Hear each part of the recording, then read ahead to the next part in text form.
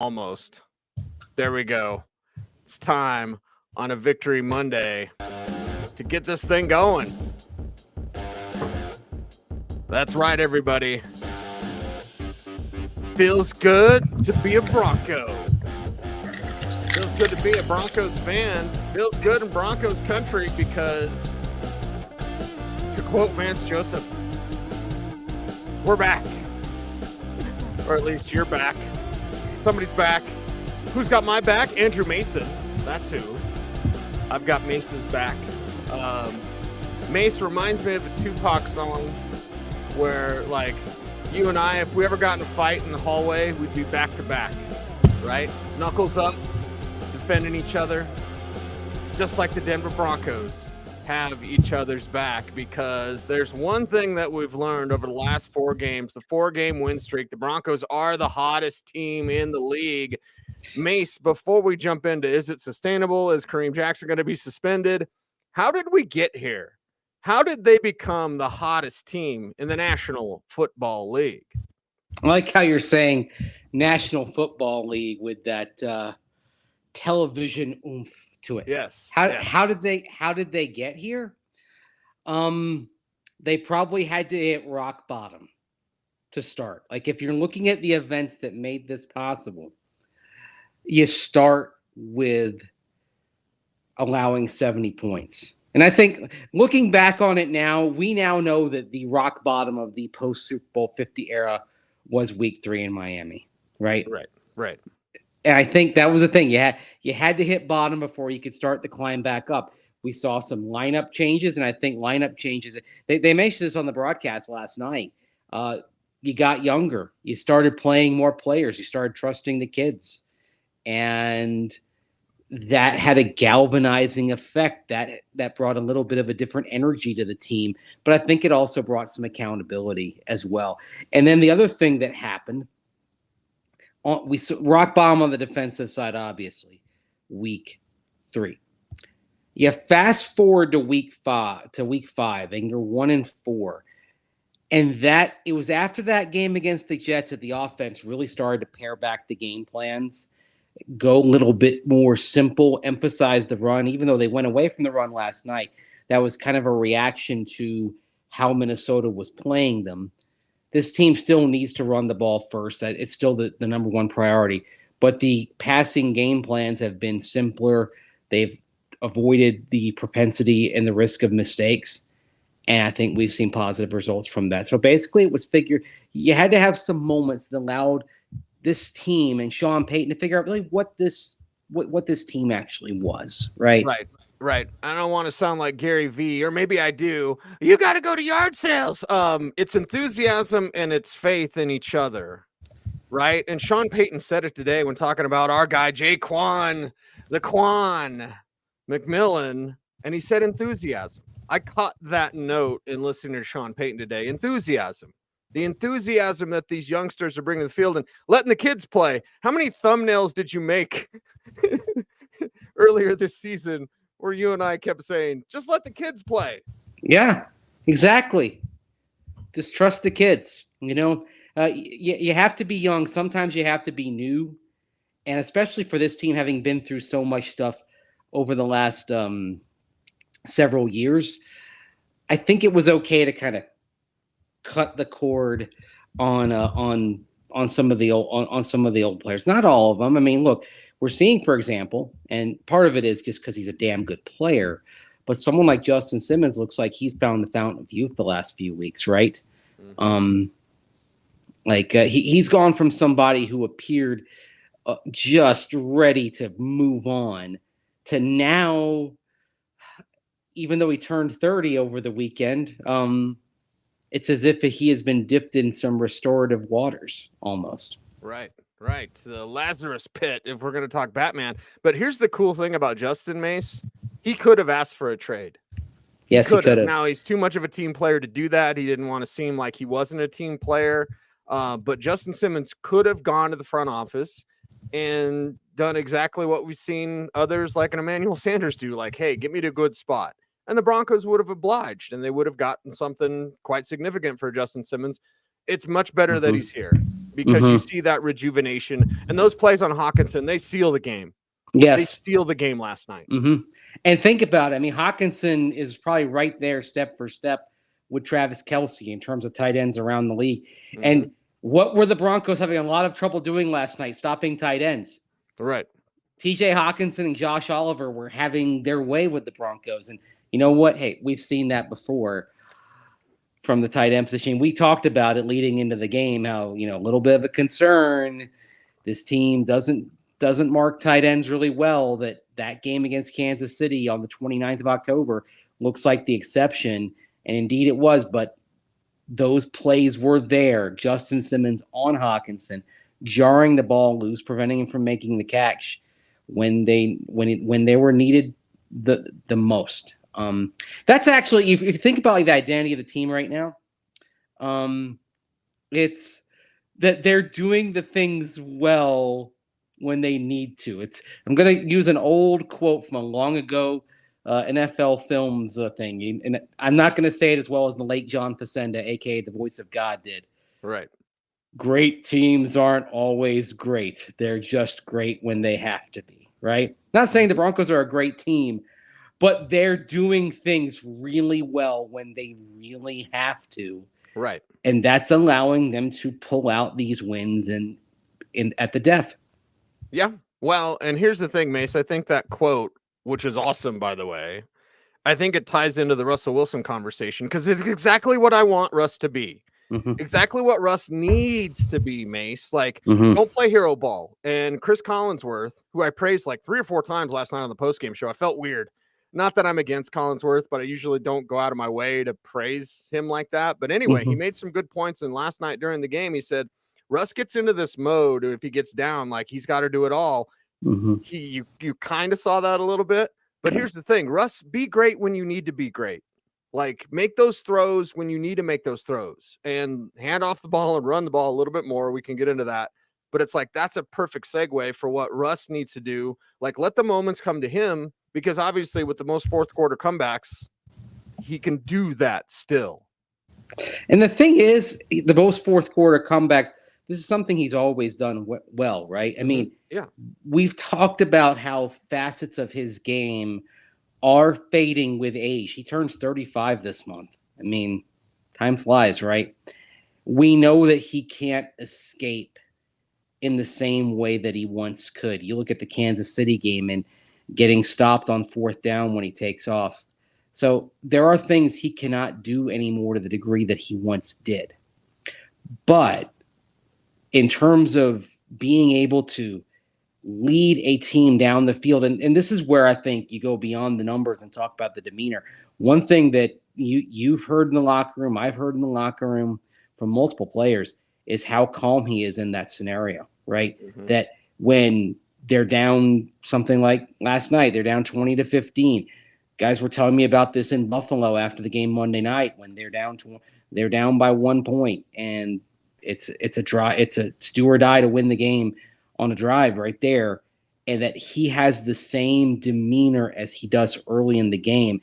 And I think what happens there is when players around the quarterback see that, they calm down too. It has a nice effect. The old story about Joe Montana in Super Bowl 23, when the 49ers have 92 yards to get, and he looks in the stands. They're down by 4 points to the Cincinnati Bengals. Looks in the stands and doesn't talk about the player at the moment. He's like, hey, isn't that John Candy up there? Right? Uncle Buck.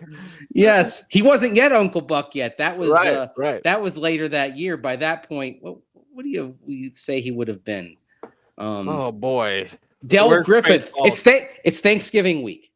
Del Griffith, planes, trains, and automobiles.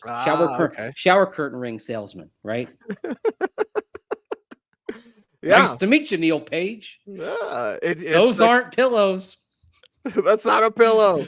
That is something that can have a calming effect on everybody. Yeah. And you can see it. And listen, we got a large conversation to get to today with Samaje Perine, because I think Perine's the closer, clearly.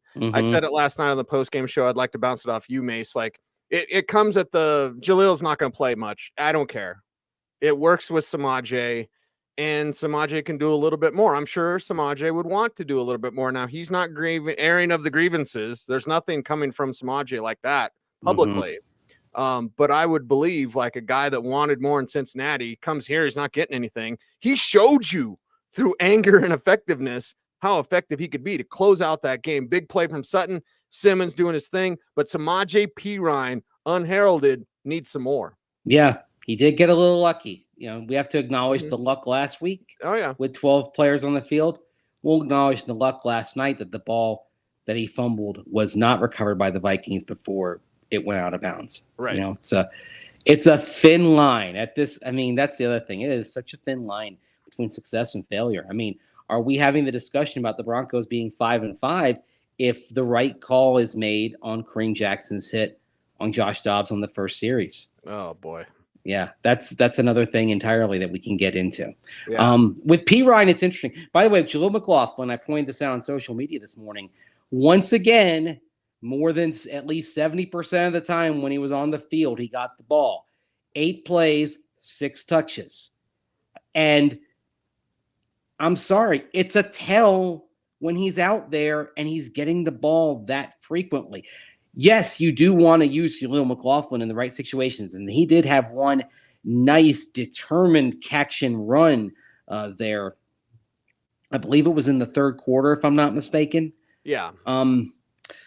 But if 75% of the time, or 70+% to go back to the last 4 games, 70% of his snaps in each of the last 4 games, he's getting the ball. That's a tell. Opponents know that. And oh, by the way, the other thing opponents know, and the Vikings could kind of exploit that last night, is he still is struggling in blitz pickup, which for a team that likes to blitz like the Vikings do, it's something that wreaks some havoc.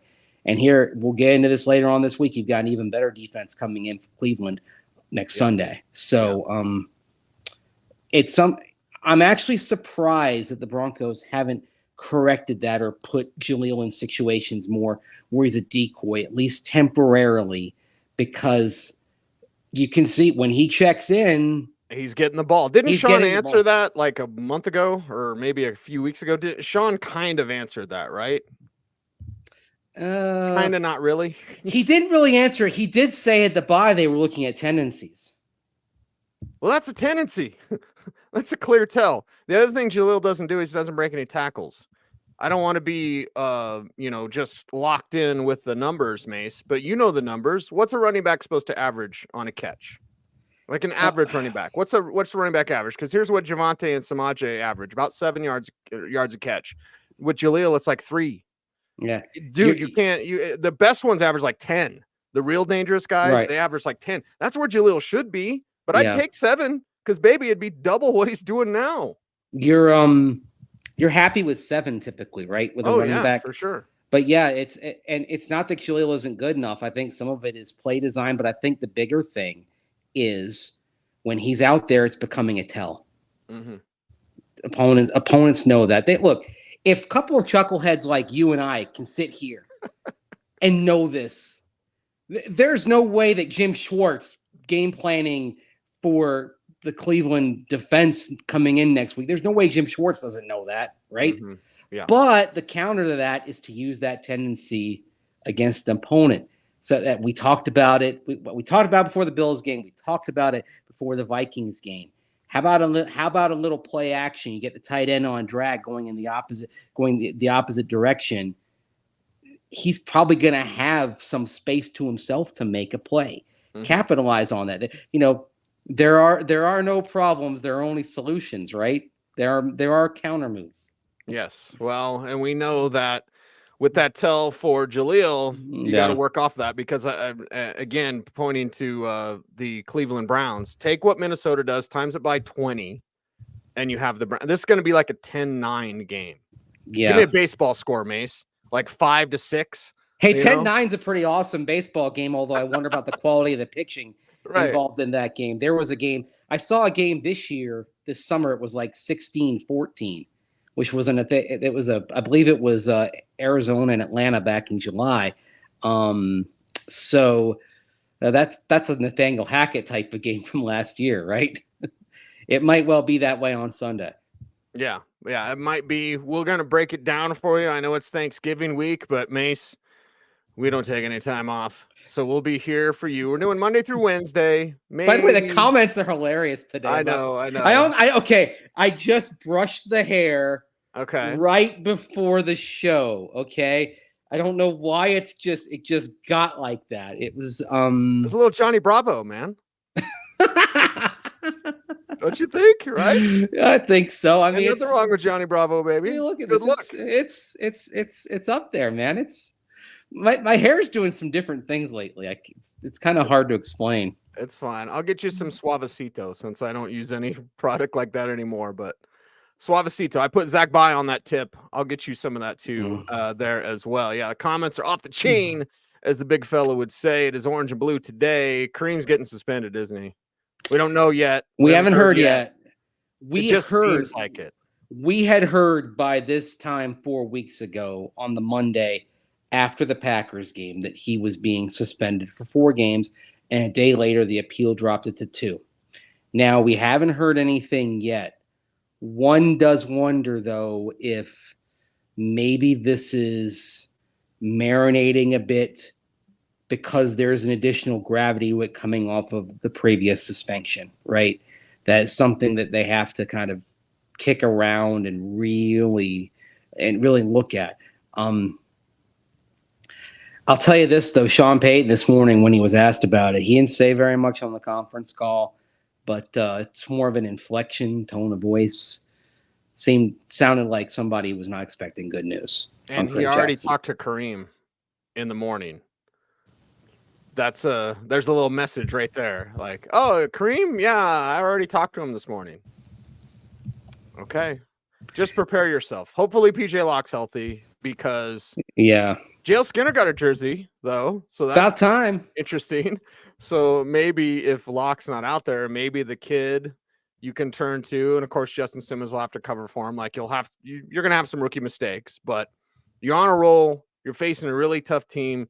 And listen, you and I, we appreciate the guys like Sam Howell. Mm-hmm. We certainly appreciate Dorian Thompson-Robinson. We saw him at the Shrine game.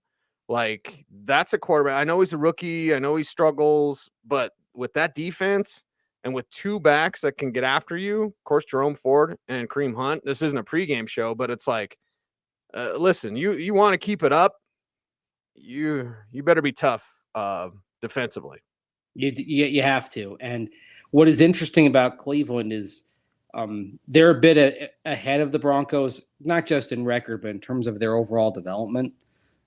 First of all, this defense is terrific. I'm getting some 2015 Bronco vibes with that defense that they've got in Cleveland. Mm-hmm. Stout at all 3 levels. Yep. They attack judiciously. They can get pressure without blitzing. Another thing, watching that game yesterday, and you being an old Steeler fan, I assume you did watch Browns Steelers yesterday? Mm-hmm. Oh, yeah. There's a vibe you get when you watch that defense that's similar to the 2015 Broncos. And you probably sensed it after the Browns stalled out and the Steelers got the ball back late with a chance to go to a game-winning field goal right there at the end of regulation. Yep. And that Cleveland defense, very similar to the 2015 Bronco defense, it was like, not on our watch. Not You're today. Not doing that. Not today. Yeah. And gave Dorian Thompson-Robinson and the Cleveland offense one last shot that they capitalized and then got a walk-off field goal on. This is going to be a different type of challenge coming forward on Sunday, and the game is probably going to take on a very different vibe. These 2 games the next couple of weeks, man, they're so fascinating, right? Mm-hmm. Because you're facing a couple of teams that are emerging that, like the Broncos, have learned how to win when things are going wrong. Cleveland did that yesterday. Houston, C.J. Stroud having a rough day yesterday, right? Against the Cardinals, and they overcame it. So, and then if you go over the horizon, Detroit, another team that's kind of in that vein of having figured out how to win when things are going askew. So this next 4 weeks here, it's really fascinating. It's going to determine the season, but you're facing teams that, like the Broncos, believe they're going to get out of jams, right? Yep. So these are going to be fascinating contests, and maybe ones for the Broncos. you're going to need a bit more than you had, not only against Minnesota, but even against Buffalo, because these teams are ascendant right now. So it's wild to talk about. Yeah, it is. What else is wild? Jeremy brings it up. I've heard you talk about it. I think I brought it up sometime. I don't know. I talk a lot, Mace. You do. There's some Tebow feel. Now, I mentioned when Brock Osweiler was in, and they do not win Super Bowl 50 without Brock Osweiler. I know that some fans like poke fun at him or whatever, and I've talked to Brock after he left, and it's a regret. He won't publicly come out and say that, but I'm pretty sure that it's a regret that he didn't stay. You can make the argument he might still be playing, but like either way, like this has a feel. We've seen it before. Hey, defense, keep us close. Offense, be special when you need to be special at the end. I'd like him to run a little bit more, but yeah, I saw you mention, was it coffee break or was it post game? I think it might've been post game. You said something about this is kind of Tebow-ish. Yeah, although I still get more of the Jake Plummer 05 vibes from how they're using Russell Wilson. But certainly the late comeback, that does go back to that Tebow winning a bunch of close games. And that was a team that, not to the degree of the Broncos this year losing 70-20, but that was a team that early in the season got pulverized, right? They went to Green Bay and got destroyed. What was the game when they played Detroit? Was it like 45-10 here in Denver when the Lions came in and just put a beat down on the Broncos? So when you got to the end of the season, and I love looking at run differential in baseball at the end of the year, but I like looking at point differential. And the Broncos were 8-8, but their point differential screamed like 6-10 or 5-11. I actually saw today the Broncos' different point differential, according to Pro Football Reference, they should have 3.8 wins. Not 5. And again, it's because you had that 70 burger in week 3 in Miami. But it also goes to show you that statistically speaking, maybe the Broncos are outkicking their coverage a little bit, right? And if there's a worry that I have is that there could be some statistical regression going forward. So we'll see. Can they have sustained success, Mason? This is something that you and I brought up as well. Jose, he's our dude, man. He is. And he says it's basically two playoff games. The playoffs have already started for the Broncos. I know that they could lose a couple. They could lose against Detroit, maybe drop one against the Chargers, although the Chargers going to Charger anyway. They did yesterday. And get Kellen Moore in there. Well, the thing is, Brandon Staley didn't drop that pass yesterday. And get EB in there so you can learn if EB can be a regular head coach or just interim. You need to fire Brandon Staley, get Kellen Moore in there because you need to learn. You got time to learn. In Brandon Staley's defense, he didn't drop that pass yesterday. Hey, Quentin Johnson didn't even know where to line up. Yeah, I mean, why is the rookie not playing? Staley hasn't done a great job, and clearly the Chargers are underachieving. But there are some things that are just simply errors of on-field execution. The Chargers had some errors of on-field execution. Where coaching comes in is the overall game plan. Why are you that close against a Packers team that isn't in your league in terms of talent? Right. And now we saw Joey Bosa get carted off the field yesterday for the Chargers. So, I mean, they're staring down the barrel of irrelevance going down the stretch here. And missed out on Justin Herbert's rookie contract window. Yeah. But it's not powder blue and yellow today. It's orange blue today. They're a division rival, though. We have to talk, and we're talking about the playoff race. And we're talking about the playoff race here. Now the Chargers are 1 game behind the Broncos. The Raiders are a half game behind, but because they lost yesterday. Even though I think if you're the Raiders, you feel actually better about your chances than the Chargers do because the Raiders hung in there down in Miami and could have easily pulled it off and look like they're playing some spirited ball right now.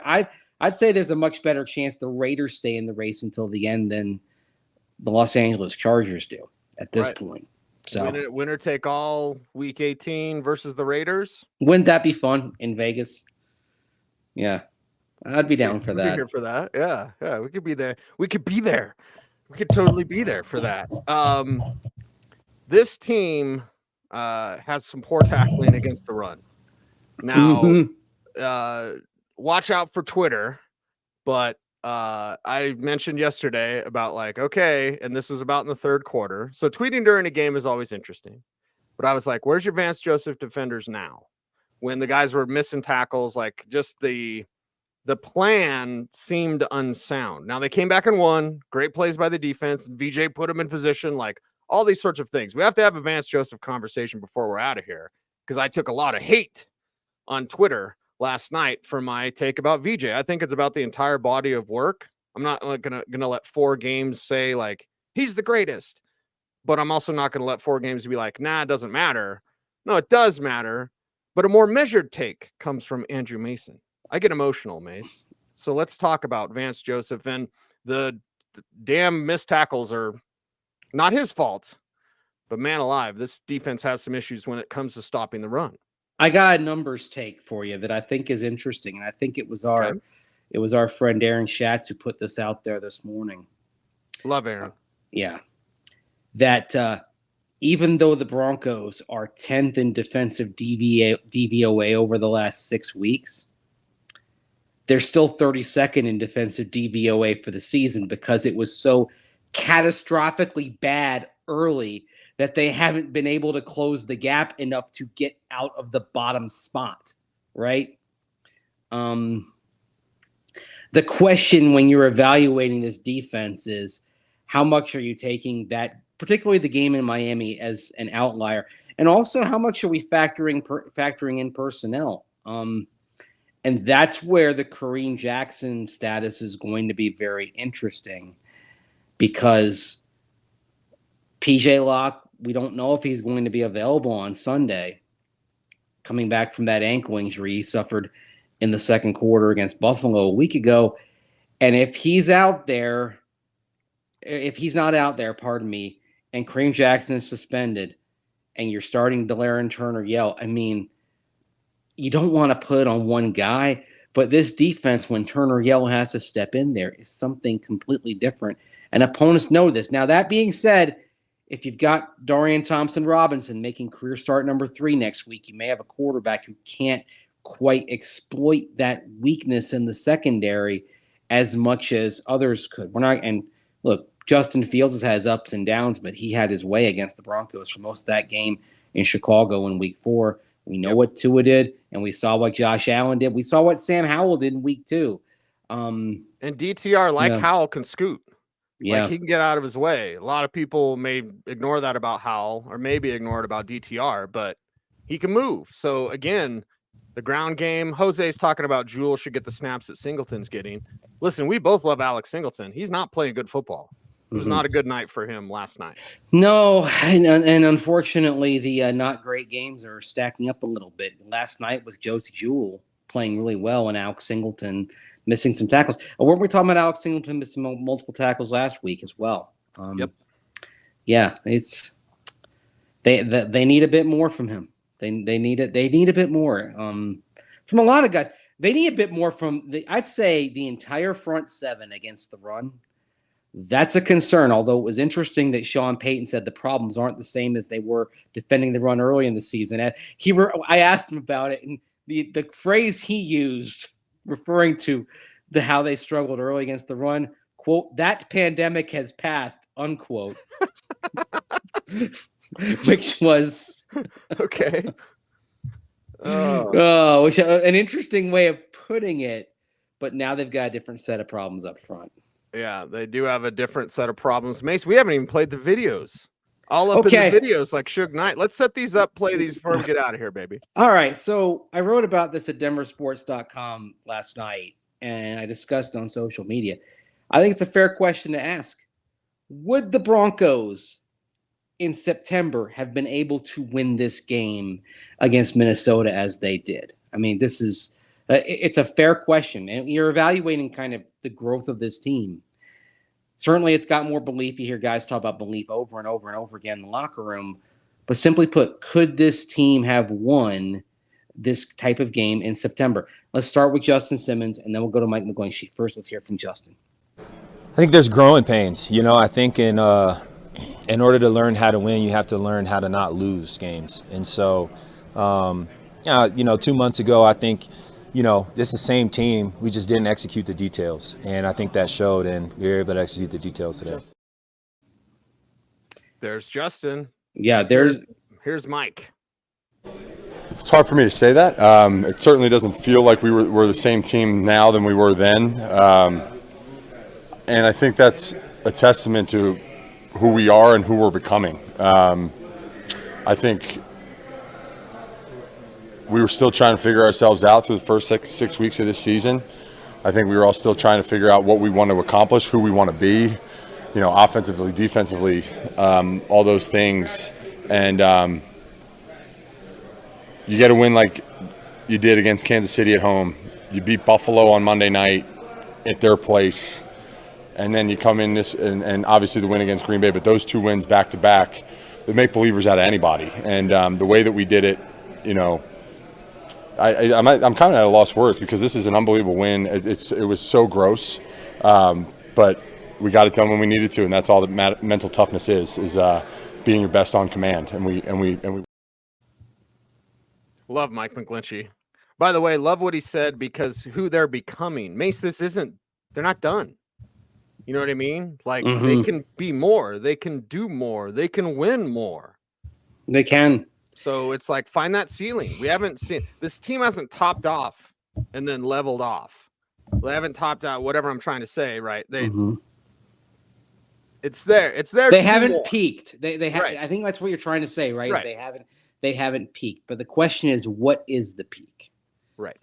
And that's a question that will probably come up more if we're talking about the quarterback position getting into the offseason, right? Right. How high can they get with this current setup, which respectfully to Russell Wilson, it's tactically limited. They're not doing everything that Sean Payton has historically done tactically and schematically on offense. And that's that. We're gonna have plenty of time to discuss that in the coming months. That's a bigger picture thing. That's I think an interesting point there by Tom chiming in. The peak is making the playoffs. That's kind of how I feel, is that if this team gets into the postseason, the rest is kind of gravy, right? If they get in, and then if you win a game, phenomenal. For some teams, the goal, like if you're Kansas City, the goal was winning the whole freaking thing, right? If you're Baltimore, I think the goal, that's your goal. Philadelphia, San Francisco. But if you're Denver, Indianapolis, I'd say even Cleveland with its current quarterback situation, Houston, though your goals then are a bit lower. And football as a sport doesn't necessarily lend itself to the same level of random playoff outcomes that we see in other sports, particularly baseball, right? So if you're a wild card team in baseball, shoot, you can do whatever. We just saw it this past year. If you're a wild card team in the NFL, unless you've got Tom Brady at quarterback like the Buccaneers did back in 2020, your goals are a little bit different. Yeah. I will say this, Mace, to wrap up the show. And I have a comparison between the Denver Broncos with Sean Payton and the Colorado Buffaloes with Deion Sanders. Okay. I've seen enough from Deion. First off, I'm a Deion fanboy, so whatever. But I've seen enough with CU. I would have liked him to have made a bowl game. That would have been a nice story. It didn't happen. If this team doesn't make the playoffs, I'm not going to lose my mind. As much as maybe people want to see me lose my mind. They've shown enough during this win streak. It's like they're taking the right strides. The next year conversations will be next year. Trust me, when it comes to January, when you and I are on the road and we're traveling around, yes, we're going to have plenty to talk about. When free agency hits and the new league year and March comes around, we're going to have a lot to talk about with this team. What are they going to do? Right now, win what you can right now. See how far you can go. See what you can truly become. And if that means you fall just short of the playoffs, it doesn't mean this season was an abomination. It started out like that, but right here in the middle, we got a nice chunk to prove they're on the right track. And Sean Payton's going to use this example if they fall short. Detroit last year, right? Starting off 1-6, finishing 9-8, and look at them now. Mm-hmm. I mean, because they from 1-6 last year, so that meant they went 8-2 to close last year, and they've gone 8-2 to start this year. I mean, legitimately, the Detroit Lions, you could argue, if not the best team in football, they're right there in the top 2 or 3. For a sustained run, when you've done it for 20 games like this, it's legit. It's not a mirage. Right. It means you're for real. This is not a passing thing.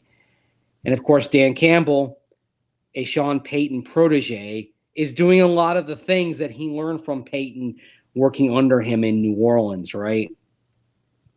Which honestly is another sign that shows, hey, this method works.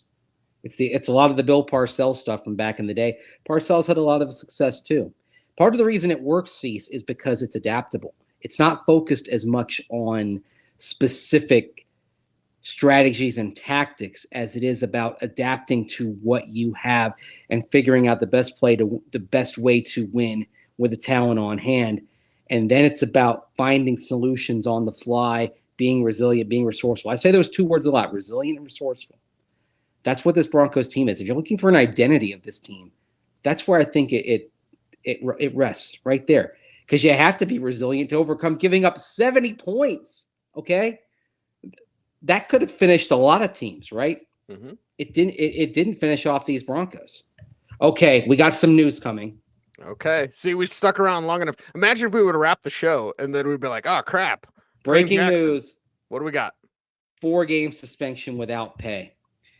And something tells me this is not going to be something that is cut down on appeal. Not after he got the last suspension trimmed in half from 4 to 2. I think this 4-game suspension is legit. Let's him back at what, week 17, top of my head, right? So he'll miss the Cleveland game. 12, He'll miss the 14. entire 3-game road trip we keep talking about. I'm going to read the league statement here. They just put out a statement on this. John Runyon, NFL VP of Football Operations, wrote this in a letter to Kareem Jackson. Quote, "With 13:38 remaining in the first quarter, you were involved in a play that the league considers a serious violation of the playing rules. The video of the play shows that you lowered your head and made forcible contact to Vikings quarterback Josh Dobbs. You had an unobstructed path to your opponent, and the illegal contact could have been avoided. Illegal acts that are flagrant and jeopardize the safety of players will not be tolerated. The league will continue to stress enforcement of the rules that prohibit using your helmet to make forcible contact with your opponent. On the play in question, you lowered your head and delivered a forceful blow to the shoulder and head neck area of an opponent when you had time and space to avoid such contact. You could have made contact with your opponent within the rules, yet you chose not to." Similar wording, by the way, 4 weeks ago. Mm-hmm. But this is now a second suspension. The hearing officer, Derek Brooks, former Buccaneer linebacker, Hall of Famer, will not be so forgiving, I imagine, this time around. So Broncos need PJ Locke to be healthy by Sunday. Simple as that. It's massive for the team. But the thing is, it doesn't surprise me that they said 4 games on this. It does not at all. Right. And I imagine this is going to stick. So think about it now for Kareem Jackson. It's been a 10-game season for the Broncos, right? And then 4 more beyond it. So the first 14 games of the season for Kareem Jackson, he will have missed 6 to suspension. And of the 8 games that he played, he would have been fined or suspended after 6 of them. I mean, he's going to owe the NFL money this year. He's almost paying to play. Mm-hmm. Oh my goodness, yeah.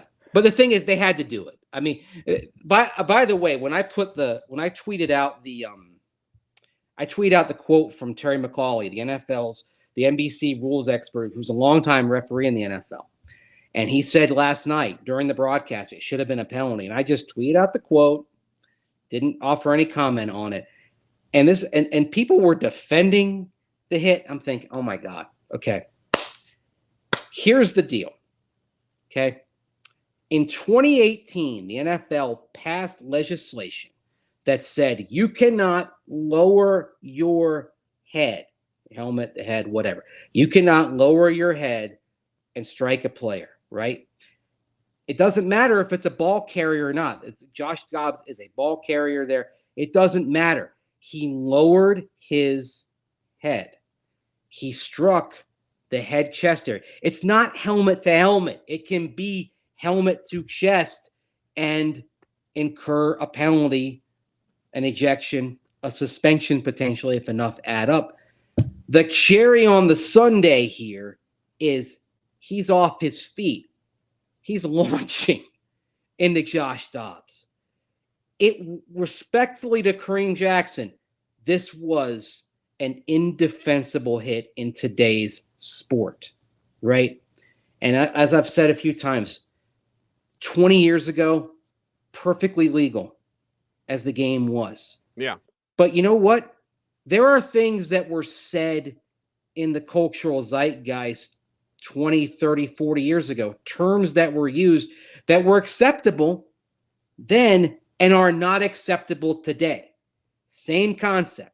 This hit, perfectly acceptable for most of the history of the NFL, not acceptable today, in part because we are concerned. There's concern and data and understanding of the impact of accumulated head trauma. That's why.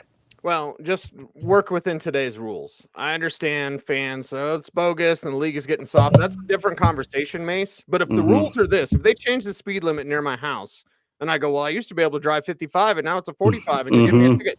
Yeah, they changed the rules. Yeah. They changed the rules. Whether you want to say the league went soft or whatever, okay, that's your opinion. There's some truth to that. Why did they make the changes? And then what are the rules today? Kareem is not playing within the rules today. Sorry. We both love him. But if you're going to play like that, and it's almost as if, I'm not going to say he did that intentionally, but just he's not going to change. We talked to him in the locker room last week, and he was like, I don't know what to do.